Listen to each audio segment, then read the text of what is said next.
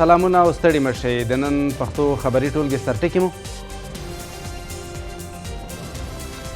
د اروپایي ټولنې د بهرنۍ تګلارې د مسؤل له لورې د طالبانو واکمني وحشتناکه او دیکتاتوره بلل. جوز بورل وایي چې په افغانستان کې توکم پالنه د پوستکي په رنګ نه بلکې د جنسیت پر بنسټ ولاړه ده.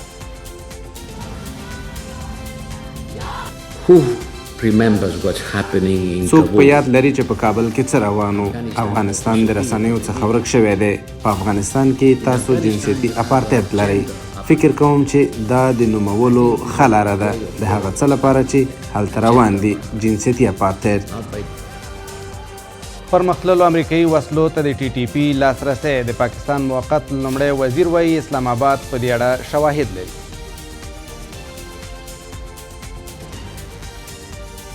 हमारा व्यू ये है कि जो सवालात زموږ نظر دا دی چې افغان ځواکونه چې د کاغذ پر مخ 100,000 150,000 او 300,000 کسانو په 88 ساعتونو کې ورک شول. دا وسلې چیرته ولاړې؟ د اوږدمهاله حل په چمتو کولو د ریچارډ بنټ ټینګار. د بشري حقونو په برخه کې د ملګرو ملتونو ځانګړی راپور ورکوونکی وایي د حق نړیواله محکمه د افغان ښځو پر وړاندې تبعیض د بشر ضد جرم ګڼي. The kind of signature issued for Afghanistan.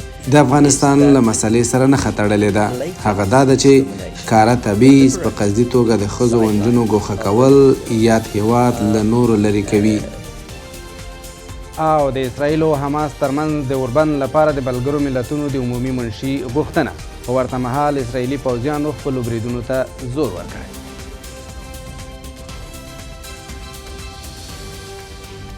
سرمنشي د امنیت شورا له غړو غواړي چې بشري ناورین د مخنیوي لپاره فشار راوړي او هغه د بشردوستانه اوربند غوښتنه کوي.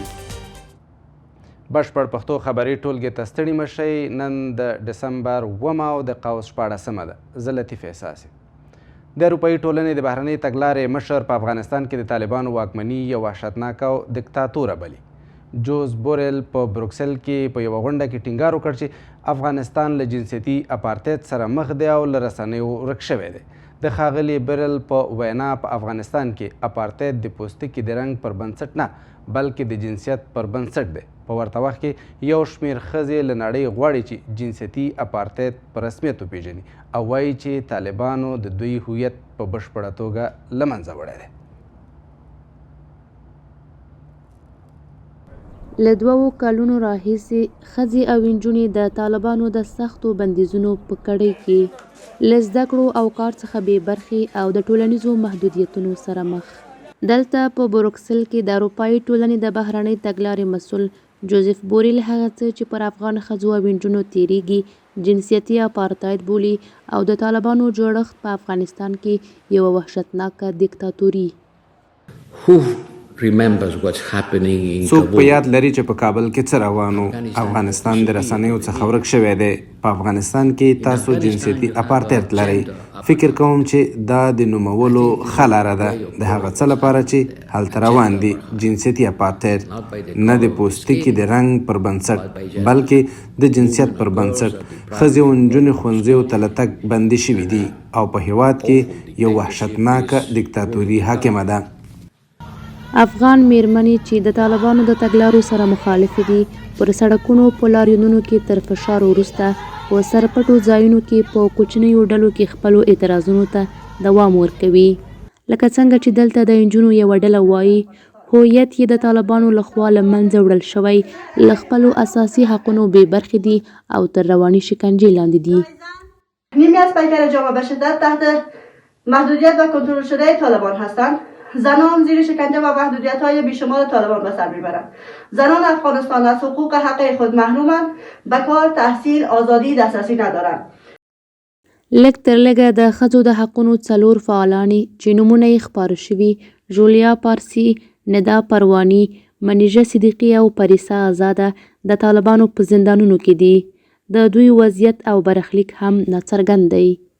د بشري حقونو د څار سازمان په تازه راپور کې ویلي چې پر دغو 4 ښځو سربیره د ښځو د حقونو یو شمېر بېنومه فعالانې او د سرپټو ښوونیزو مرکزونو مدیران هم د طالبانو په زندانونو کې دي. تمام کشورهای جهان باید برای ایستادن در کنار زنان افغان که در معرض خطر هستند بیشتر تلاش کنند و همچنان بالای طالبان فشار بیارند تا دخترانی که بازداشت شدند را هرچی عاجل آزاد سازند. طالبان په پراخه کچه د بشري حقونو په ځانګړې توګه د ښځو او نجونو حقونو په سرغړونو تورن دي. د خپلواکو بنسټونو د راپورونو پر بنسټ طالبانو نه یوازې دا چې د ښځو حقونه یې تر پښو لاندې کړي بلکې د معترضو ښځو په نیولو، بندي کولو، له سپکاوي په ډکو ځایونو کې د ساتلو، شکنجه کولو او کورنیو ګواښولو ته یې هم دوام ورکړی، هغه څه چې طالبانو تل رد کړي دي. د پاکستان د موقت حکومت لومړی وزیر وایي تحریک طالبان پاکستان غړو پرمختللو امریکایي وسلو ته لاسرسی موندلی دی. انورالحق کاکړ وایي د ټي ټي پي غړو هغه وسلې ترلاسه کړي چې په افغانستان کې د امریکایي ځواکونو لخوا پاتې شوي وي او پاکستان په دې اړه شواهد لري.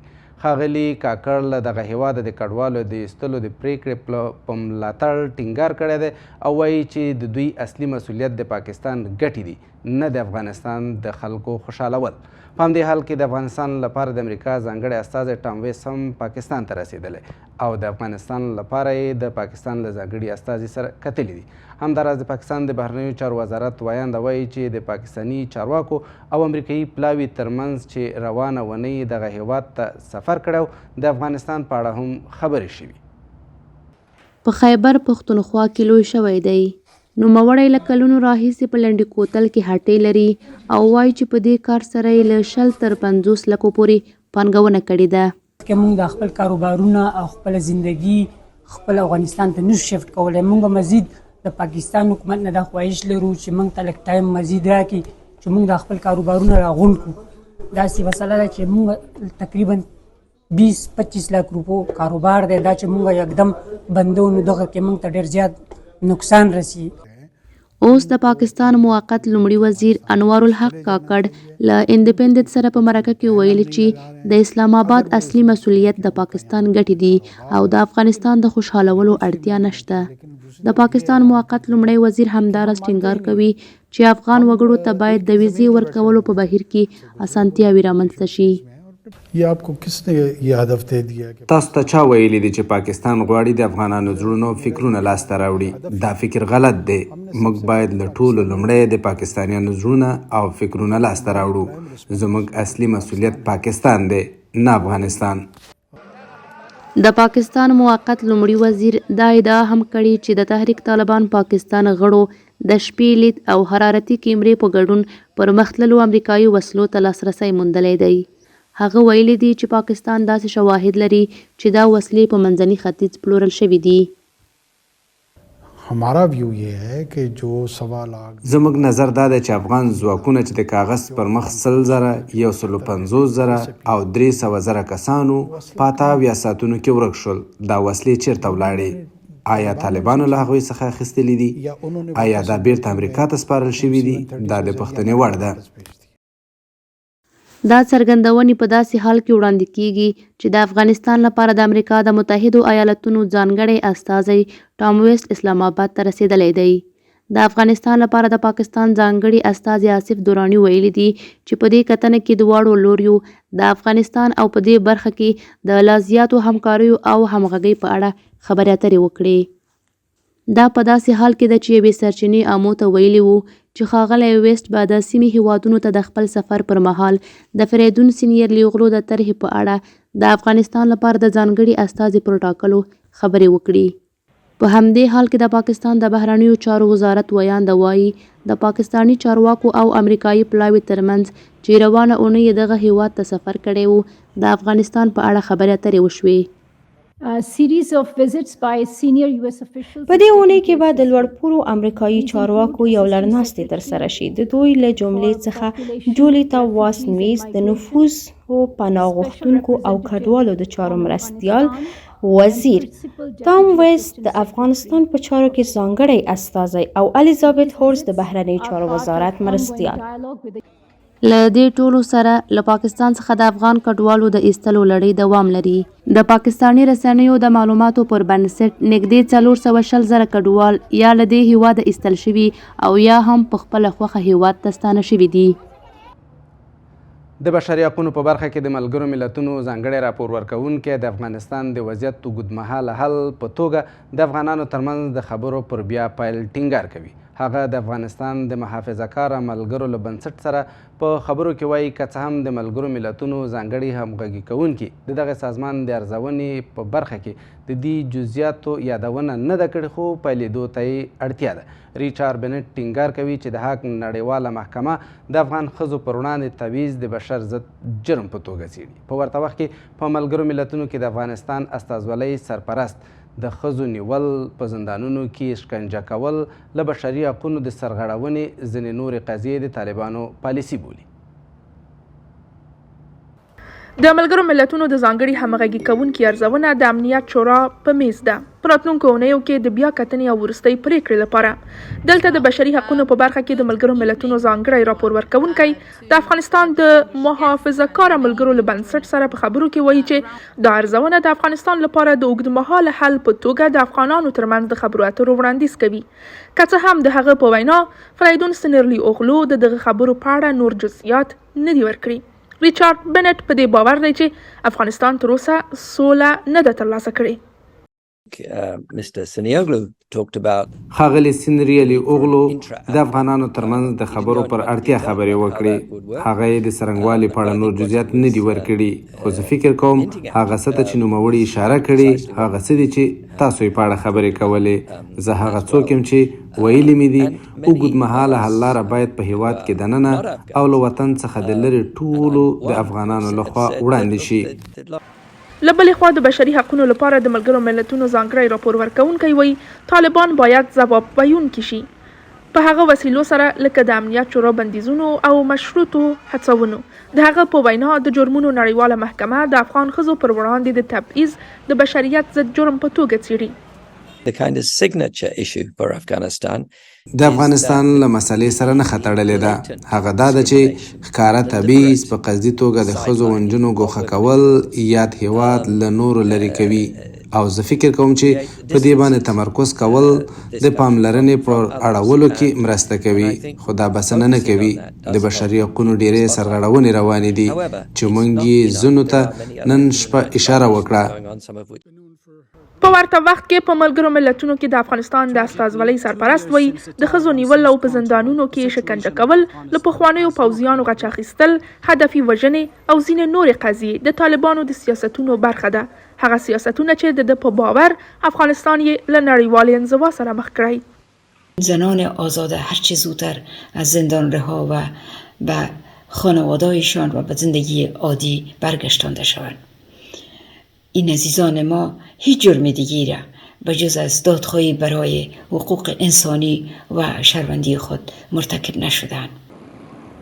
له دې ټولو سره په شیعه وګړو او ځینو نورو ټولنیزو ډلو بریدونه، چاودنې او وژنې د ملګرو ملتونو د بشري حقونو د ځانګړي راپور ورکوونکي لخوا د اندېښنې وړ بلل شوي او په دې اړه یې په لا ډېرو زیاتو څېړنو ټینګار وکړ. د پاکستان نیوز د راپور له خپرېدو وروسته چې د طالبانو د کورنیو چارو وزارت سرپرست سراج الدین حقانی په اړه یې له 5 کلونو راهیسې چې پاکستاني پاسپورت لري او هغه د قطر په ګډون نورو هیوادونو ته سفرونه کړي، د ملي امنیت پخوانی مشر رحمت الله نبیل امو ته وایي چې د طالبانو ټول مشران په مستعارو نومونو پاکستاني پیژندپاڼې او پاسپورټونه لري. د نبیل په وینا د پاکستان د ملي ثبت او اطلاعاتو په مرکز کې یوه ځانګړې څانګه د دې لپاره جوړه شوې چې دغه مسله پټه وساتي او د جګړې په اړه نوې څرګندونې طالبانو ته د نړیوال او کورني مشروعیت د ترلاسه کولو لپاره تبلیغات دي.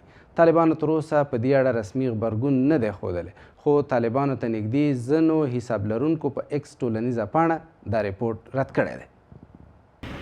د پاکستان نیوز او د ځینو پاکستاني خبریالانو له ادعا وروسته په دې اړه چې د دوی په وینا د طالبانو د کورنیو چارو سرپرست وزیر سراج الدین حقانی له 5 کلونو راهیسې پاکستاني پاسپورت درلود او د قطر په ګډون بهر ته د سفرونو لپاره له امریکایانو سره د خبرو اترو د پرمختګ لپاره کار کاوه. له دې سره د ملي امنیت پخوانی مشر رحمت الله نبیل امو ته وایي چې د طالبانو ټول مشران په مستعارو نومونو پاکستاني پیژندپاڼې او پاسپورټونه لري. نبیل ټینګار کوي چې د پاکستان د ملي ثبت او اطلاعاتو په مرکز کې د دې مسلې د پټ ساتلو لپاره یوه څانګه جوړه شوې وه او اوس د افشا کول د طالبانو لپاره د کورني او نړیوال مشروعیت د ترلاسه کولو لپاره یو تبلیغاتي جګړه ده. سراج الدین حقانی صاحب هغه کته ته سفر کړی دی د مذاکراتو لپاره. دا خبر زما په خیال باندې درست دی. سراج الدین حقانی نه خو د مذاکراتي ټیم غړی پاتې شوی دی او د جنگ دوران کې حالات داسې نه وو چې سفرونه لکه ډېر مشکل کار وو. تر دې مخکې پاکستان نیوز راپور ورکړی و چې د طالبانو د کورنیو چارو سرپرست وزیر سراج الدین حقانی له 5 کلونو راهیسې پاکستاني پاسپورت لري. جیو نیوز هم دا راپور پاکستان نیوز د راپور پر اساس خپور کړ. له دې سره پاکستاني خبريال چې دا راپور لیکلی هم دی وایي چې اوس د په وینا د ښاغلي حقانی پاسپورت بلاک شوی دی. طالبانو تر اوسه په رسمي ډول د راپور ته خبرګون نه دی ښودلی، خو په ایکس ټولنیزه شبکه کې طالبانو ته نږدې یو شمېر کاروونکو دغه راپور بې اساسه بللی دی.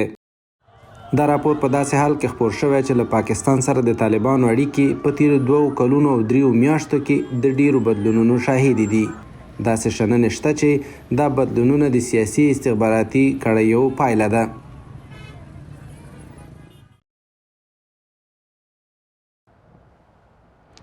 په هرات کې د طالبانو سیمه ییز چارواکي وایي چې دغه ولایت له پاکستان او ایران څخه د راستنېدونکو لپاره مناسب ځای دی. طالبان وایي چې له پاکستان او ایران څخه د راستنېدونکو یوه برخه به د هیواد په لویو ښارونو او په تیره بیا په هرات کې ځای پر ځای کړي، خو د هرات یو شمېر اوسیدونکو د طالبانو دې پرېکړې ته غبرګون ښودلی. د طالبانو سیمه ییز چارواکي وایي هرات ښار د ایران او پاکستان څخه د راستنېدونکو لپاره مناسب ځای دی. صدیق الله چې له خپلو 8 ملګرو سره 10 ورځې وړاندې د ایراني پولیسو لخوا ونیول شو بیرته افغانستان ته راستون شو، اوس په هرات کې میشت دی چې یو د زرګونه کډوالو څخه شمیرل کیږي. 45 روز ویزی ما وقت داشت، 24 روز اونجا ما تیر کردم، بعد از 24 روز اونو مرگیر کردن. یعنی 19 روز ویزی من اعتبار داشته که مرگیر کردن. 3 سال هم پاسپورت من اعتبار داشت. په داسې حال کې چې بیکاري د هرات د اوسیدونکو له سترو ننګونو څخه بلل کیږي، خو دلته د راستنېدونکو د هرکلي په موخه په جوړ شویو مراسمو کې د هرات د طالبانو د اطلاعات او فرهنګ رئیس د دغو کډوالو د راستنېدونکو لپاره د چمتووالي ډاډ ورکوي. غټه غونډه د همدې کمیسیون له طرفه اوسه چې په دې کې هرات هم چونکې بندرونه لري، سرحدونه لري له ایران سره، همداسې له ترکمنستان سره، نو که هلته هم الله دې نه وکړي یو وخت داسې مشکل پیښ شي او دا خلک راشي د هغوی لپاره آمادګي ونیول شي. خو دغه تازه راستانه شوي کډوال وایي چې نه ورسره مرستې شوي او نه هم ورته د کار زمینه برابره شوې ده. کار زمینی ما ردیف کنم و سر کار کنم ما دیگه کشور غریب نریم. خو له دې سره یو شمېر هراتیان د راستانه شویو د ځای پر ځای کولو لپاره د طالبانو له دې پرېکړې سره مخالف دي. در حالی که مردمان از قبل از خود ولایت، ولسوالی، قریه و مسکن داشتن و این سوال برانگیزه که چرا اینا قصدن به ولایت مثل هرات اینا جابجا میشوند، در حالی که افغانستان وطن مشترک همه ساکنین این سرزمین است. این سیاست یک سیاست غلط در اون تاریخ هم بوده، در گذشته تاریخ افغانستان، و در شرایط کنونی هم یک سیاست غلطی هست که مردمان غیر بومی و یا حتی خارج از افغانستان را در مناطق شهری و بخصوص در شهرهای مثل هرات، مزار شریف و کابل اینها در میان یک گروه خاص جابجا بکنن، یک سیاست منتج و شکست خواهد بود و نتیجه مثبت را به بار نخواهد آورد. هیواد ته د کډوالو د راستنېدو په اړه اندېښنې په داسې حال کې زیاتې شوي چې د ملګرو ملتونو د معلوماتو پر بنسټ یوازې په تیره یوه میاشت کې 419,000 کسان یا له پاکستان هیواد افغانستان ته ستانه شوي او یا هم په زور ایستل شوي دي.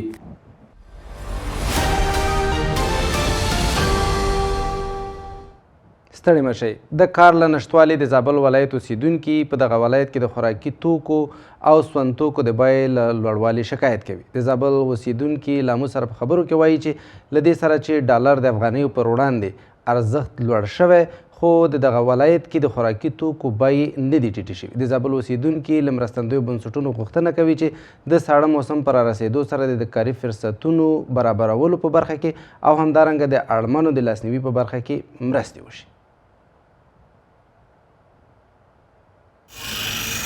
دا د زابل ولایت مرکز کلات دی، هغه ځای چې اوسیدونکي د کاري فرصتونو د نشتوالي له امله د خوراکي توکو د بیو پر لوړېدو نیوکه کوي.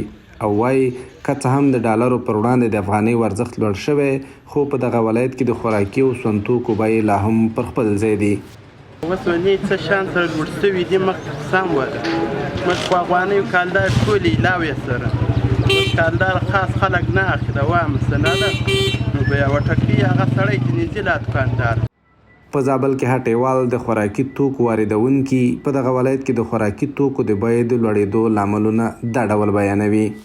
څه داسې مشکل ده وروره مخکې خو موږ وړه په ډالر رانیوله په هرات کې زیاتره مالونه چې دي غنم قزاقي ازبکي غنم چې هغه په ډالرو دي او هلته بیا نور غنم چې دي هغه په افغانۍ دي د هرات غنم د میلان والا چې دي هغه په ډالر خرڅوي بیا چې هلته کله غنم رانیسي هغه په دغه سي په افغانۍ رانیسي نو هلته چې خپل ډالر خرڅوي او افغانۍ کوي نو په دا خاطر هغه ته بیرته په ډالر باندې وړه ګرام پرېوځي. د نورو خوراکي شیانو بیې ډېرې راکښته شوي دغه غوړي لس لیټره په 11 ډالره خرڅېدو نن کندهار کې په 10 ډالره 40-50 سنټه خرڅېږي. تاسو قضاوت وکوئ نیمایي ته راغلي اوس دغه کوم ډرام باندې نو دا شیان په دغه خاطر څه ګران دي او دا ګمرکات چې دي دغه نو مثال 600 مثال چې وغوښتي محصول اوس 1200 غواړي شیان په دې کې ګران شو.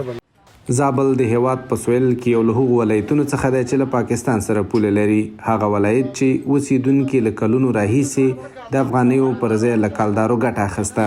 موږ چې څونه معلومات وکړي خبره اصلي په دې کې ده چې افغانۍ خپل قدر پیدا کړی دی او کلدار د افغانۍ په مقابل کې ښکته شوې ده. خلکو ته غټه معلومیږي ډېر ورته معلومیږي چې پخوا کلدار په 1500 وه اوس د 4.5 ته تقریبا رسېدلې ده. نو دوی چې حساب ورته وکړي چې دا په 4.5 کلدار دا شی په 1000 افغانۍ باندې هغه شی به الان په 1000 افغانۍ. خو زابلیان غوښتنه کوي چې د ساړه موسم پر رسیدو سره باید د خوراکي توکو د بیې د راټیټولو ترڅنګ دوی ته د کار زمینې هم برابرې شي. په وروستیو کې د نړیوال بانک په راپور کې راغلي چې د افغانستان له نیمایي زیات نفوس په بېوزلۍ کې ژوند کوي او 15 میلیونه وګړي د خوړو له ناخوندیتوب سره مخ دي.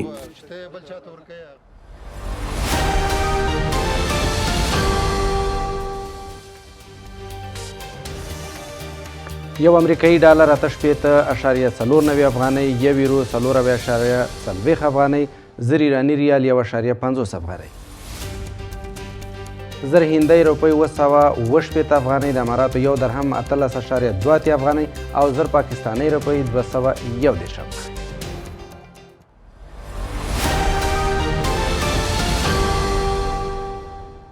اوس هم بهرني خبرونه. د ملګرو ملتونو سرمنشي د سازمان د منشور 990 ماده فعاله کړې ده چې هغه ته اجازه ورکوي چې د امنیت شورا پام هر هغه مسلې ته واړوي چې نړیوال امنیت ته ګواښ پیښوي. په همدې حال کې ټاکل شوې ده چې د ملګرو ملتونو امنیت شورا سبا په غزه کې د بشردوستانه اوربند د رامنځته کولو پر یوه پریکړه لیک رایه اچونه وکړي.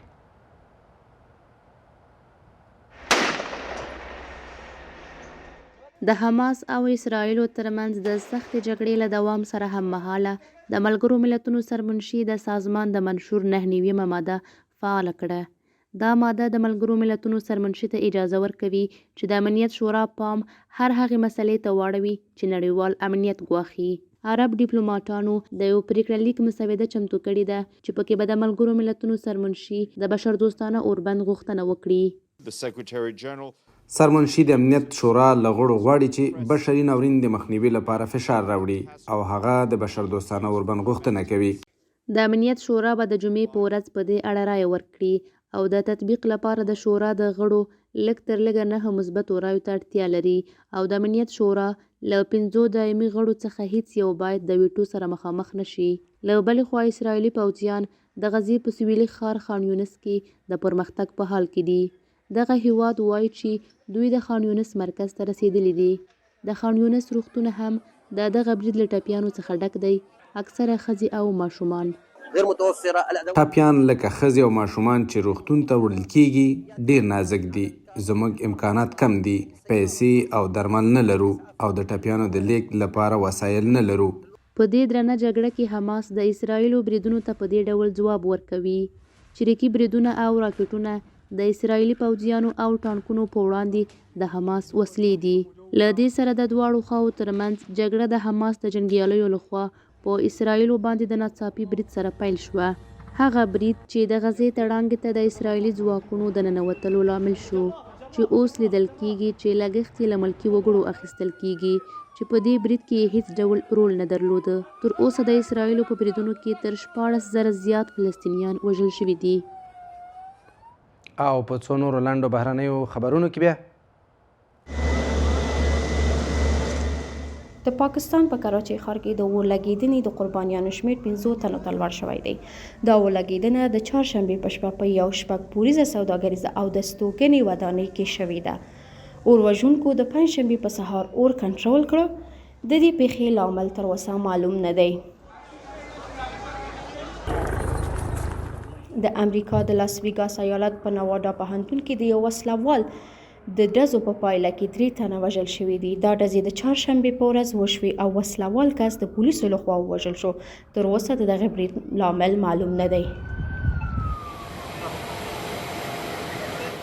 د ترکیې ولسمشر رجب طیب اردوغان د پنجشنبې په ورځ له یوناني چارواکو سره د دواړو هیوادونو د اړیکو په اړه د خبرو اترو لپاره اټکل وکړ.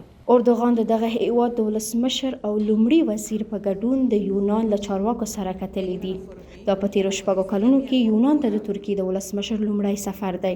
دا په داسې حال کې ده چې یونان او ترکیه د لسیزو راهیسې د انرژي سرچینې د ایژي سمندر څخه الوتنې او قبرس چې په توکمیز ډول د ترکانو او یونانیانو ترمنځ ویشل شوی دی اختلاف لري.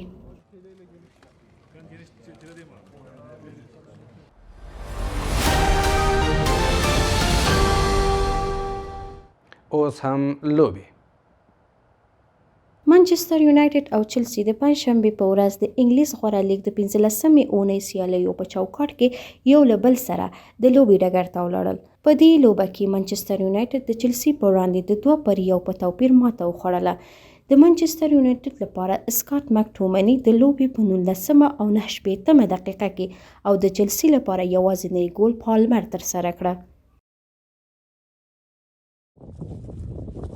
د پنجشنبې په ورځ غړونکو د 3 ارجنټایني غرختونکو جسدونه وموندل چې د مارملیجو د غر څوکې پیدا کولو لپاره چیلي ته تللي وو. دغه غرختونکي د چهارشنبې په ورځ ورک شوي وو. د دغه لوبغاړي مړي د 5600 مترو په ارتفاع کې وموندل شو او د چورلکې په واسطه لیږدول شوي دي. درنو لیدونکو ډیره مننه چې تر دې دمه له موږ ټلویزیون سره وئ او پښتو خبري ټولګه مو ننداره کوله. په دې هیله چې په دې خبري ټولګه کې مو کافي معلومات ترلاسه کړي وي. خو که غواړئ چې تل له حالاتو باخبره اوسیږئ، اموډا ټي وي ستاسې ښه سرچینه ده. ښه شپه.